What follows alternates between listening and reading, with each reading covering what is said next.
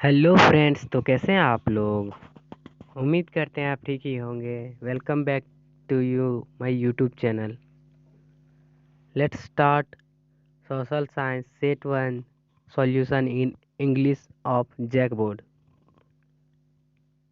Please like subscribe the video if you like, then leave it as you want. Then start. When was the French Revolution happen?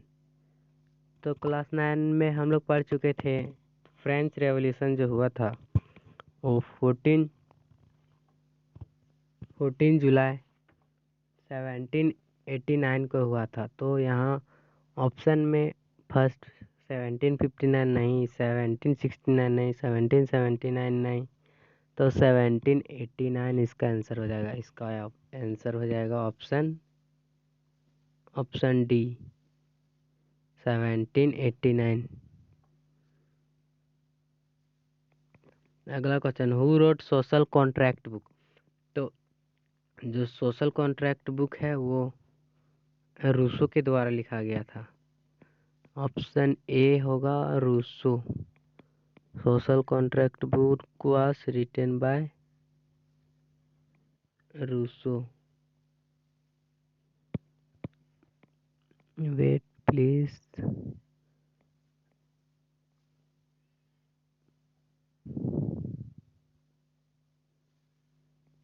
Founder of Italy and young society. Who was the founder of Italy, Italy का और Italy में young society का founder कौन था? जियुसेप्पे Mazzini.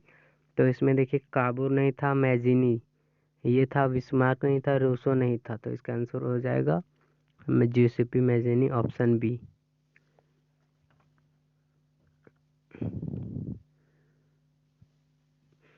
Fourth number question, when was Italy unified. तो Italy का unification हुआ था 1870 में। यहाँ गलत है 18, ये गलत है, ये ऑप्शन सही है। 1870 में इटली का यूनिफिकेशन हुआ था। Custom union Zollverein was establish by initiative of, किसके इनिशिएटिव में लिया गया था?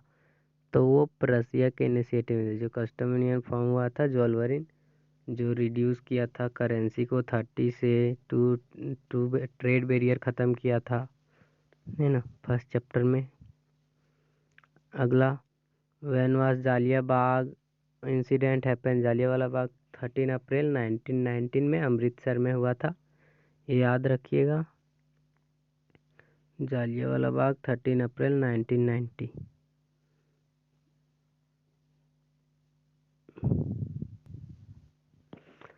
तो जब कस्टम यूनियन था वो प्रशिया के इनिशिएटिव में हुआ था। 13 अप्रैल में जालियावाला बाग हुआ था। 7 number, who wrote Hind Swaraj book. Hind Swaraj book किसने लिखा था? तो महात्मा गांधी जी, हमारे महात्मा जी हिंद स्वराज बुक को लिखे थे। तो इसका आंसर हो जाएगा option number B, Mahatma Gandhi. Who said Swaraj your birth right and gain it. किसने कहा था कि स्वराज हमारा जन्मसिद्ध अधिकार है? तो हमारे भैया बाल गंगाधर तिलक भैया ने कहा था कि स्वराज हमारा जन्मसिद्ध अधिकार है और हम इसको लेके रहेंगे।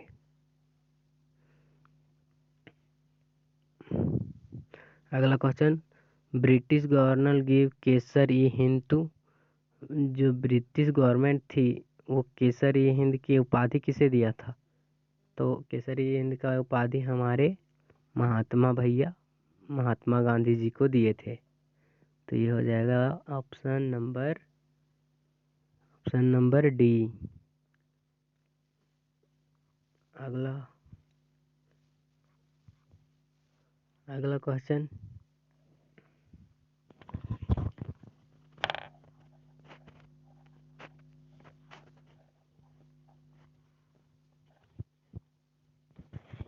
सीमांत गांधी किसे कहा जाता था? हु वाज कॉल्ड सीमांत गांधी। तो इसका ऑप्शन हो जाएगा अब्दुल गफ्फर खां को सीमांत गांधी कहा जाता था। Option number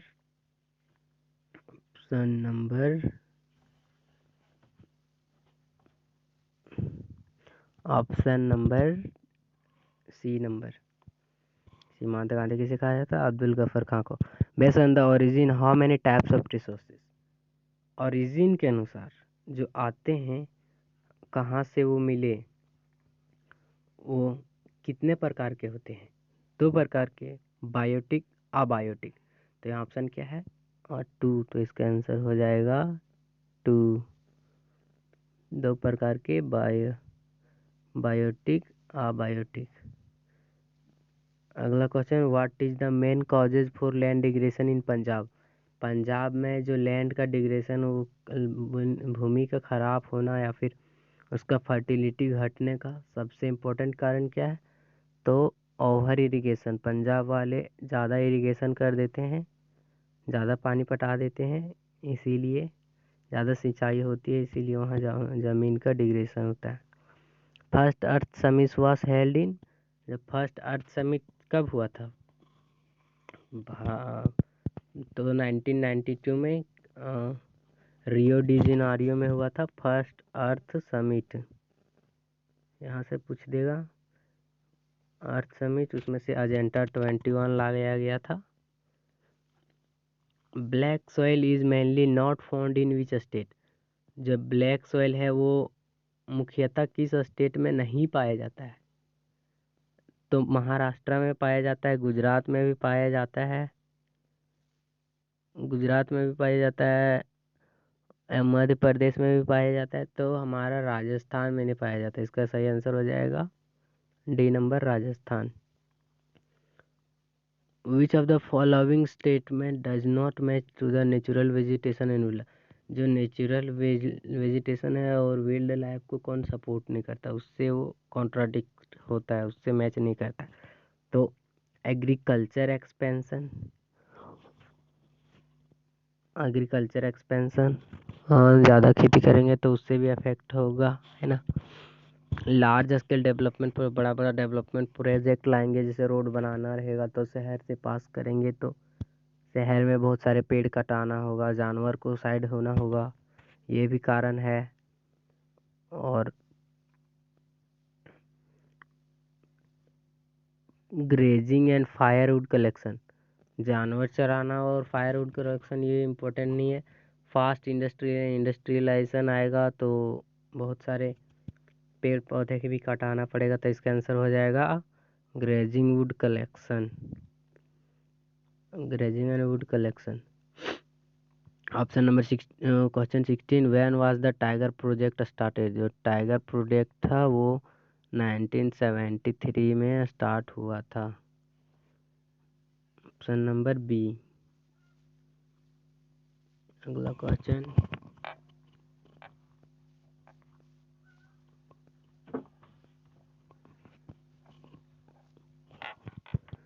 which division of the following was done by the International Union of Conservation of Nature and Natural Resources। UNDP के द्वारा एक कौन सा काम किया गया था? तो डिवीजन कितने किस किस में डिवाइड किया था ना, एक्सटिंक्ट स्पीसीज, वल्नरेबल स्पीसीज और बहुत सारे स्पीसीज थे, और इंडिजीनियस स्पीसीज। तो इनमें से कौन सा थ्रेटेंड वाला भी किया था, रेयर स्पीसीज भी किया था, एक्सटिंक्ट स्पीसीज जो ख़त्म हो चुके हैं, या फिर ऑल ऑफ दिस। तो उन लोग का क्लासिफिकेशन ऑल ऑफ दिस, ये चारों में था। अगला question, who built water supply at the Siri fort. जो in new Delhi in 14th century में जो सिरी का फोर्ट है, सिरी का फोर्ट में किसने बनाया था? सिरी के फोर्ट में किसने बनाया था वाटर हॉज? तो वो हमारे थे इल्तुतमिश चचा। इसका option number B. Next question 10 number, which of the following argument are not in favour of multinational multipurpose. यहाँ मल्टीपर्पस होगा, मल्टीपर्पस, क्या purpose, multipurpose river project. River project से कौन उसके फेवर में नहीं है, मतलब कौन गलत है। Water come in many Indian area where there is a shortage of water by multinational project, ये तो गलत लग रहा है थोड़ा। आगे देखो, the multipurpose project overcome the flood control the flowing of water. जो मल्टीपर्पज प्रोजेक्ट है वो फ्लड को कंट्रोल करता है, वो ये तो सही है बात है। There is a large scale displacement effectively, हाँ मल्टीपर्पज प्रोजेक्ट लेंगे, बड़ा बड़ा डैम बनाएंगे तो डिस्प्लेसमेंट तो होगा। मल्टीपर्पज इलेक्ट्रिसिटी, और इससे इलेक्ट्रिसिटी इंडस्ट्रियलिस्ट के लिए मिलता है, हाँ ये भी सही है। तो ऑप्शन नंबर ए हमारा गलत है। इसके कारण वाटर का शॉर्टेज हो सकता है, ऐसा तो नहीं कहीं लिखा हुआ था ना। तो इसका ऑप्शन नंबर जो गलत है वही हमारा सही है। There is 11 number multipurpose rivers project, no sorry, Sardar Sarovar dam is built on which river. जो सरदार सरोवर डैम है वो किस रिवर पे बनाया गया है, तो हमारे चचा जी नर्मदा रिवर में बनाया गया है, याद रखिएगा।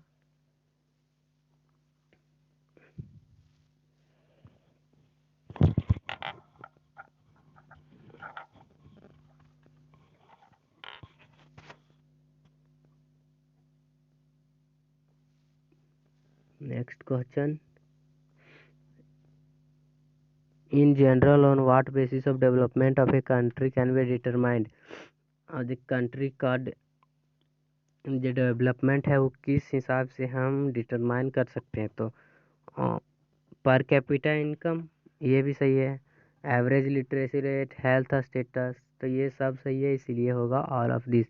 कंट्री को डेवलपमेंट होने के लिए सब कुछ ठीक होना चाहिए, लिटरेट पीपल भी लिटरेट रहेंगे तब, और हेल्थ स्टेटस भी ठीक होना चाहिए, रिसोर्स भी रहना चाहिए देश में, पर कैपिटा इनकम भी होना चाहिए, सही। चल ठीक है, अगला question, suppose there is a poor family in a country, the family per capita income is 5000। एक मान लीजिए कि 4 फैमिली एक कंट्री में है और सबका पर कैपिटा इनकम 5000 है। अगर 3 फैमिली का है 4000, 7000 और 3000 रिस्पेक्टिवली, तो हमें फोर्थ फैमिली का इनकम निकालना है।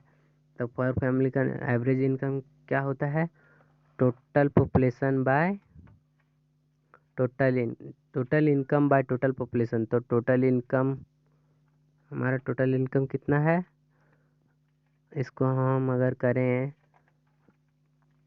5000 ना, 5001 का है तो 4 का क्या होगा, 5000 इंटू 4 इज इक्वल टू 20,000। 20,000 ये हमारा हो गया कितने का, 4 फैमिली का। 4 फैमिली का कितना, सॉरी 4 फैमिली का पर कैपिटा इनकम होगा 20,000। 20,000, तो यहाँ दिया हुआ है देख, और इसमें 3 का दिया है, 4000 और 7000, 11,000, 11,000 plus 3000 equal to 14,000। 14,000 plus 14,000, oh sorry 14,000 plus X thousand is equal to कितना होगा, 20,000 होगा। तो अगर इधर घटा दें, 20 में से 14 घटा दें, तो हमारा आंसर क्या आ जाएगा, 6000। तो इसका आंसर हो जाएगा 6000, option number D, 6000। On what basis human development report compare, जो HDI है या फिर बोल सकता है HD ह्यूमन डेवलपमेंट रिपोर्ट, वो किस स्टेटस पे देखता है, हेल्थ पे, ह्यूमन का हेल्थ पे, ये भी सही है, एजुकेशन पे, पर कैपिटा इनकम पे। तो इसका आंसर हो जाएगा all of these, all of these. What is called the 100 children died born in 1 year. अगर 1000 किसी एरिया में, पर्टिकुलर एरिया में 1000 चाइल्ड बॉर्न हुए, उनमें से अगर जो बच्चे 1 साल से पहले मर जाते हैं उसको क्या बोलते हैं, infant mortality rate, marshal mortality rate, death rate, average birth rate. इसका आंसर हो जाएगा इन्फेंट मोर्टेलिटी रेट। जो 1 साल से बर्थ से 1 साल से पहले मर जाते हैं उसे इन्फेंट मोर्टेलिटी रेट। सबसे ज़्यादा किस स्टेट में है वो कमेंट करके ज़रूर बताइएगा। Collection of forest product is of which sector. Forest product को कलेक्ट करना ये हमारा हो गया primary sector. Option number B primary sector. Primary sector में ही वुड का कलेक्शन फॉरेस्ट या नेचुरल चीज़ से जो रिलेटेड है कलेक्ट कर रहे हैं ना उसको हम ट्रांसफ़र तो नहीं करने किसी चीज़ में, तो हो जाएगा प्राइमरी सेक्टर। दो sector that have to comply the government the rule and जो गवर्नमेंट का रूल एंड रेगुलेशन को जो फॉलो करते हैं तो उस सेक्टर को क्या कहा जाता है, तो उसको कहा जाता है ऑर्गेनाइज सेक्टर। अगर जो गवर्नमेंट के रूल एंड जैसे कि इतना वेज, मिनिमम वेजेस एक्ट, जो बहुत सारे रूल है गवर्नमेंट द्वारा उसको बेटर फैसिलिटी रहने के लिए, खाने के लिए प्रोवाइड कराना जाना, ये सब किस सेक्टर में दिया जाता है, तो organise sector. Option number A organise sector. Ramesh, Suresh, Naresh और राकेश 4 भाई हैं और एक फील्ड में काम करते हैं। सुरेश एक लेबर है जो फैक्ट्री में काम करता है, नरेश एक टीचर है और राकेश टैक्सी ड्राइवर है। तभी शब्द फलन करना। और ये इनमें से सर्विस सेक्टर में कौन आते हैं, कौन भाई आता है, तो सर्विस सेक्टर में देखिए जो टीचिंग कर रहा है ये सर्विस सेक्टर है, और जो टैक्सी ड्राइवर कर रहा है हमको आने जाने में मतलब सहायता कर रहा है, तो इसको ये दोनों होगा। तो ऑप्शन नंबर राकेश है टैक्सी ड्राइवर और टीचर कौन है, नरेश। नरेश और राकेश कहाँ है, देखिए ऑप्शन नंबर सी आंसर सही हो जाएगा। रोहन एक अनपढ़ है, अनपढ़ युवा है और अनएम्प्लॉयड है, ये मतलब बेरोजगार है, और उसने मनरेगा में अपना रजिस्टर करवाया हाल ही में, है ना। और उसमें उसको गारंटी कितने दिन का मिलेगा, मनरेगा में 100 डेज का गारंटी मिलता है। MNREGA 100 days of guarantee act, अगर वो नहीं देगा सरकार तो उसको बेरोजगारी भत्ता देता है। तो option number C 100 days of work. 4 number, Lakshman and his 4 family member work in field in which 20 quintals of weight are produce. Lakshman और उसके परिवार मिलके 20 क्विंटल गेहूं उत्पादन करते हैं काम करके, है ना। तो और लक्ष्मण का चचेरा भाई और उसके फैमिली उसके साथ अब अगला साथ काम करने लगे, और उसमें कोई इंक्रीजमेंट नहीं हुआ, और जितना प्रोडक्ट 20 क्विंटल पहले था अब भी 20 क्विंटल गेहूं हुआ। तो इसको हम क्या बोल सकते हैं, इसको ये करण को हम करण उसका चचेरा भाई था, उसको हम किस सेक्टर में कौन सा एम्प्लॉयमेंट में रख सकते हैं। सीजनल एम्प्लॉयमेंट नो, अगर सीजनल एम्प्लॉयमेंट जो एग्रीकल्चर में जो सीजन से रिलेटेड ये तो नहीं होगा। हिडन एम्प्लॉयमेंट ये हो सकता है। अर्बन एम्प्लॉयमेंट नहीं, ये तो पढ़ा लिखा नहीं है, गांव का लड़का है, तो अर्बन तो नहीं हो सकता। एजुकेटेड एम्प्लॉयमेंट, एजुकेटेड अनएम्प्लॉयमेंट नहीं, ये तो पढ़ा लिखा भी नहीं है। तो ऑप्शन नंबर बी हो जाएगा हिडन एम्प्लॉयमेंट, छिपी हुई बेरोजगारी। हिडन है, किसी को पता नहीं ये बेरोजगार है, या फिर जितना इसके पास एबिलिटी है काम करने का, उतना पोटेंस है इसके पास काम करने का, उतना इसको करने को नहीं मिल रहा है। Why is the product of each sector in the economy is calculated. तो इकोनॉमी में हर एक सेक्टर का प्रोडक्ट को ही क्यों, फाइनल प्रोडक्ट को ही क्यों जोड़ा जाता है। हम बीच का मीडियल, जैसे कि मैं प्रोडक्ट, जैसे मैं बेड़म में गेहूँ उगाया तो उस गेहूँ को प्रोडक्ट को कहीं नहीं ले जाता, उसका फाइनल प्रोडक्ट, गेहूँ से फाइनल प्रोडक्ट जो बना उसको क्यों ले जाता है। तो इसमें to avoid double counting of problem, दोबारा काउंट ना हो जाए इसके लिए इसका उपयोग किया जाता है। Which of the following statement are not true regarding power sharing.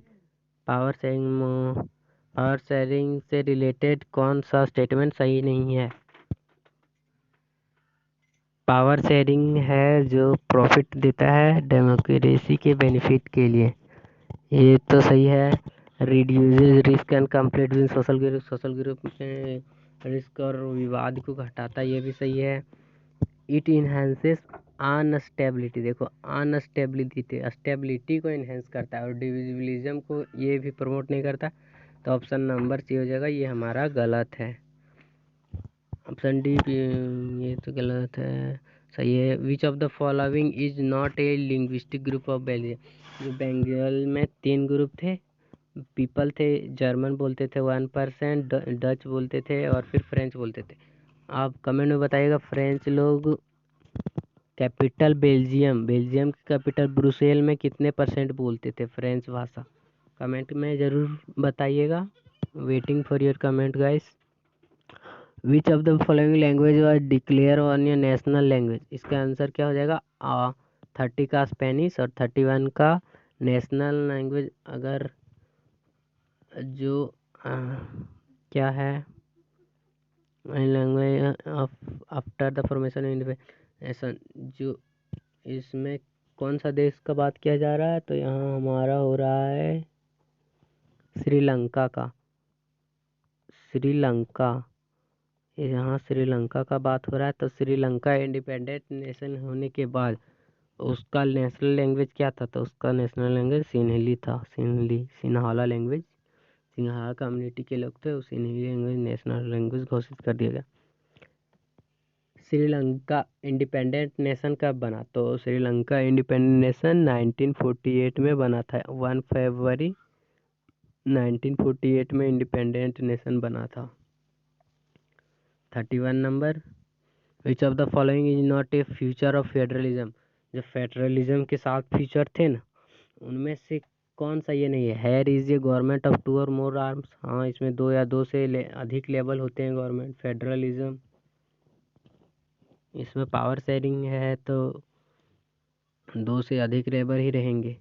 Hair is the government of 2 or more arms, different level of government are administrated by the same citizen, हाँ अलग अलग गवर्नमेंट के लेवल हैं, वो एक ही citizen को राज करते हैं। सेंट्रल गवर्नमेंट को भी इलेक्ट करते हैं हम ही लोग, और स्टेट गवर्नमेंट को भी हम ही लोग, तो दोनों एक ही सिटीजन पे राज करते हैं। हाँ ये हो जाएगा, सही है, ये भी सही है। तो हमें गलत निकालना है, तो गलत कौन सा है? The jurisdiction of the different level of government are not clear in the, कौन किसका टेरिटरी कितना है, कितना उसका क्या का काम है, ये सब कितना उसके पास पैसा से रिलेटेड है, तो ये क्या ये कॉन्स्टिट्यूशन में प्रिस्क्राइब नहीं है? तो ये तो प्रिस्क्राइब है, इसके लिए ये होगा ऑप्शन सी नंबर सही। अगला question, the count of power to interpret constitution, the court के पास है, वो कॉन्स्टिट्यूशन को इंटरप्रेट कर सकता है। Various government level of government of the various, तो which of the following is not, ये ऑप्शन था उसी का। अगला question, which of the following is not included in the schedule language in India, schedule language में से कौन सा? 22 शेड्यूल लैंग्वेज थे, उनमें से कौन सा उसमें इंक्लूड नहीं है? तो अरेबिक लैंग्वेज हमारा शेड्यूल लैंग्वेज में इंक्लूड नहीं है। याद रख सकते हैं, अरब देश दूसरा देश है, तो अरब देश से यहाँ लैंग्वेज क्यों हम डालें, है ना। विच of the following is not correct match, कौन सा करेक्ट मैच नहीं है? स्टेट गवर्नमेंट स्टेट लिए तो है, सेंट्रल गवर्नमेंट फेडरल ये है, ठीक है। सेंट्रल स्टेट जहाँ दोनों मिलके काम करते हैं, कंकरेंट लिस्ट, समवर्ती सूची जिसे बोलते हैं हिंदी में। और लोकल गवर्नमेंट रेसिडरी लिस्ट नहीं है, लोकल गवर्नमेंट तो कोई लिस्ट नहीं होता उसका, लोकल गवर्नमेंट नहीं होगा, तो रेसिडरी लिस्ट होता है हमारे प्राइम मिनिस्टर या प्रेसिडेंट के हाथ में। ये हो जाएगा, नेशन से रिलेटेड था ये, तो इसका आंसर ये हो जाएगा residuary list. Which of the following false regarding to the decentralisation in India, Bharat में डिसेंट्रलाइजेशन से रिलेटेड कौन सा फॉल्स है? डिसेंट्रलाइजेशन क्या था? जो 1992 में आया था, जो भारत को अलग एक तीसरा लेवल ऑफ गवर्नमेंट उसमें फॉर्म 1992 से पहले दो ही लेवल थे, स्टेट गवर्नमेंट, सेंट्रल गवर्नमेंट। उसके बाद डिसेंट्रलाइजेशन आया, पंचायती राज सिस्टम लाया गया। तो option number in major the step are true action was taken 92। तो हाँ, ये सही है। जो डिसेंट्रलाइजेशन के जो स्टेप है वो 1992 में लिया गया था। एटलीस्ट 1/4 ऑफ, ये गलत है, 1/3 ऑफ वहाँ सेव किया गया था। ऑप्शन नंबर ये तो गलत है, सी, वुमेन के लिए 1/3 था। Conduct Panchayati Raj and municipal, ये नहीं, ये तो म्यूनिसिपल का भाई बात ही नहीं है। हाँ, पंचायती राज सिस्टम में ये तो स्टेट गवर्नमेंट कंडक्ट कराती है। 39 विच of the following is not correctly matched. कौन सा इसमें करेक्ट मैच नहीं है? Class interest group product section of group. हाँ, ये प्रोटेस्ट कर रहे किसी सेक्शन ग्रुप से बिलोंग करते होंगे, ये सही है। Political parties,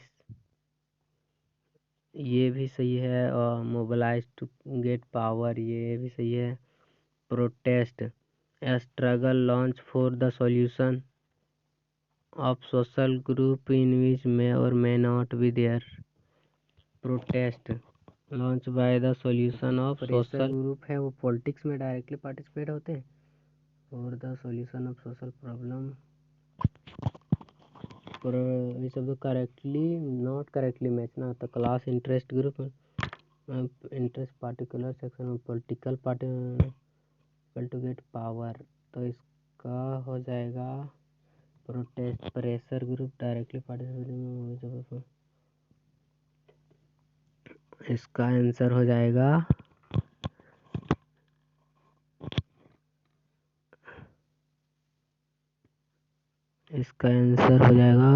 that mobile people to get power and launch for the solution of social problem, ये तो सही है।